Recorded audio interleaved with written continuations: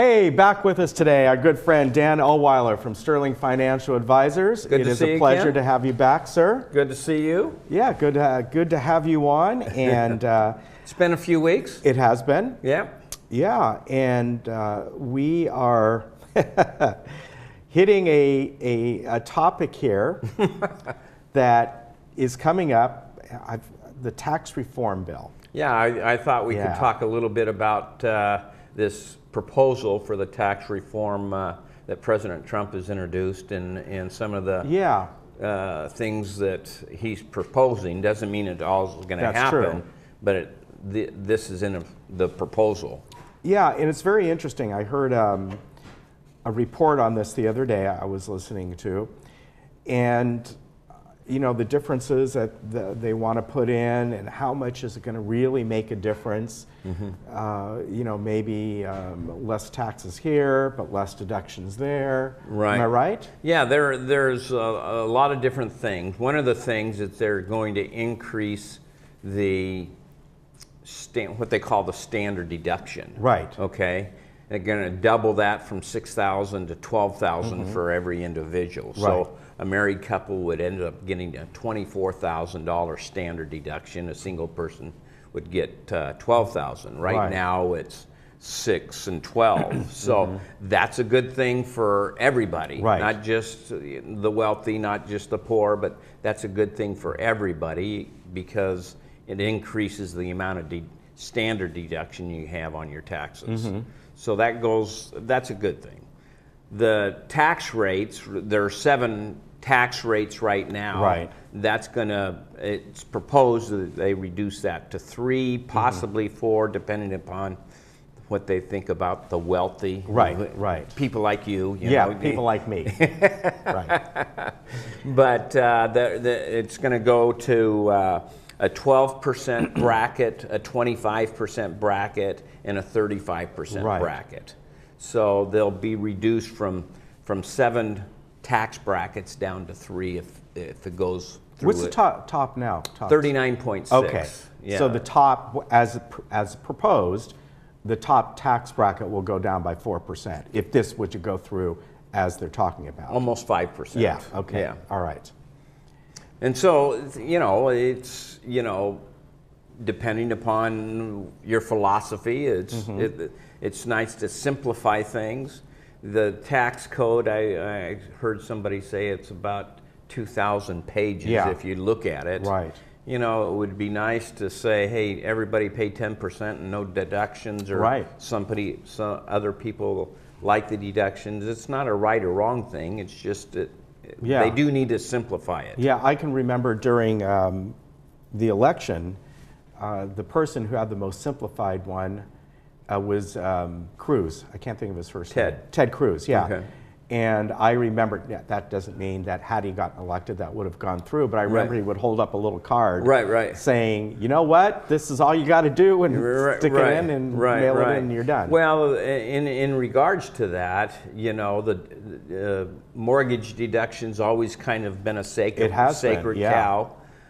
So as part of this reform, they eliminate a lot of our deductions they take. However, they do propose to keep the mortgage deduction as well as the charitable contributions. I did see that, yes. So those are 2 things that they're proposing to keep. The rest of them, property taxes, some of the high property tax states are kind of upset. New York, California, New Jersey, they depend upon those property taxes as a tax deduction for their citizens, to save them money off their federal taxes.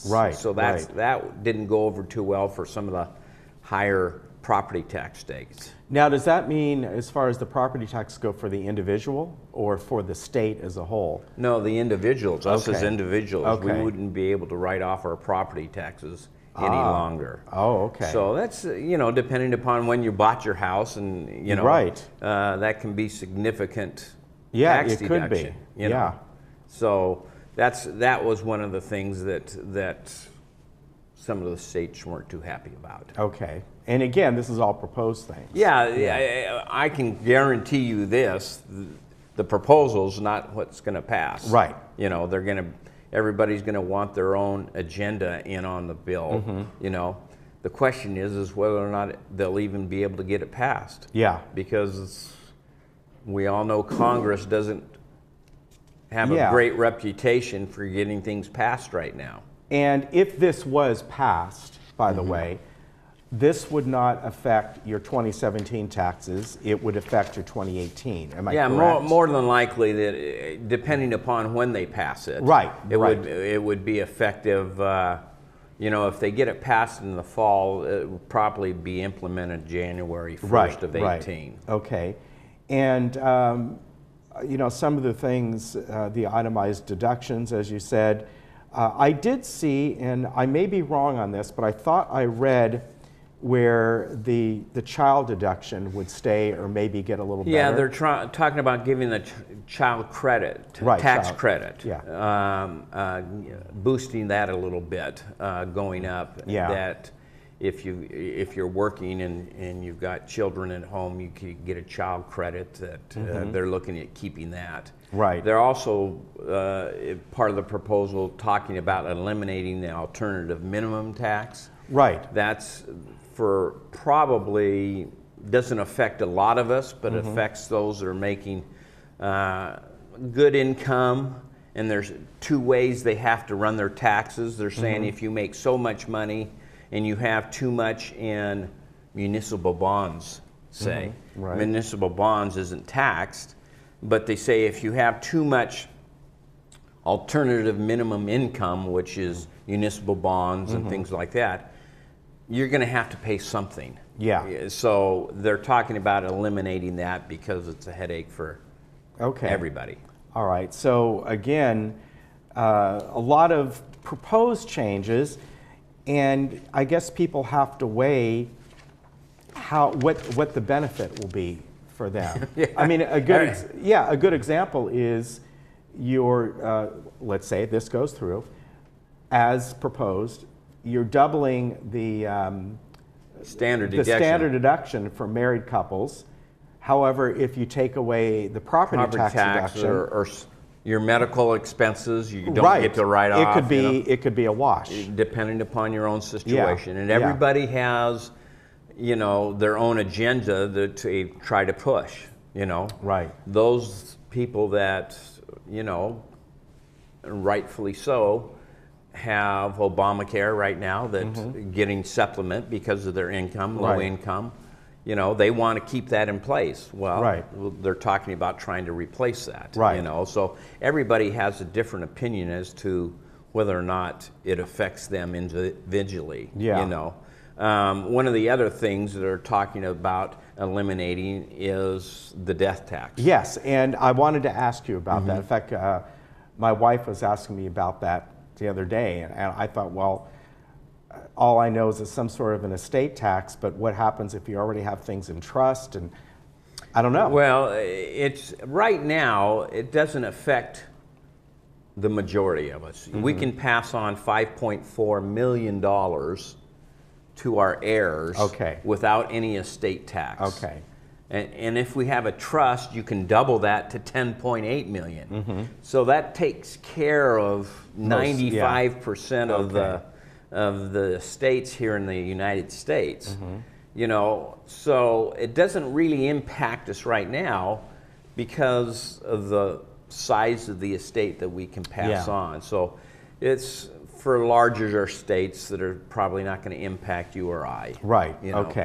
And that's something, of course, they're looking to change as well. And all these things are going to be modified, you know. They may eliminate the estate tax for 5 years or something, or they may lower the estate tax to nothing, or whatever it is. I know what's the proposals, not what's going to pass. You know? And you know, you have to kind of wait to see when it's going to be done, because if they don't do something this fall, if it gets pushed down the road and they end up doing it in the spring, well, they could retroactive it. Yeah, well, that's true. They could. You know? They could retroactive it back to January 1st.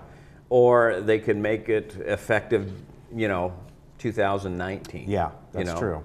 It's not. you know, it's all up in the air right now. It is. I understand President Trump was giving a speech this morning. That's right, on the tax reform, and I haven't heard what he said on it, but you know, it'll be interesting to see if they can even get it passed. Yeah. You know, yeah. Congress with everything. not well known for getting things done these days. No, especially right now. Hey, any seminars coming up?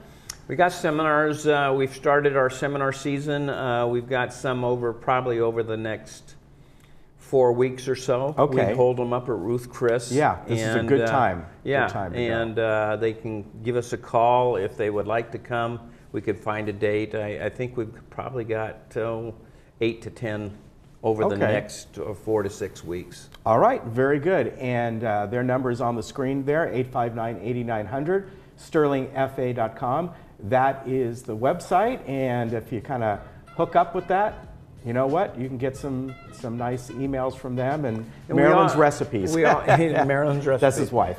And we always have a complimentary consultation available for anyone who would like to sit down with us. Yeah, good people, definitely. Hey, good to see you. Good to see you. Thank you very much. All right. You take care. All right. Say hi to everyone for me. Okay. And we'll be back.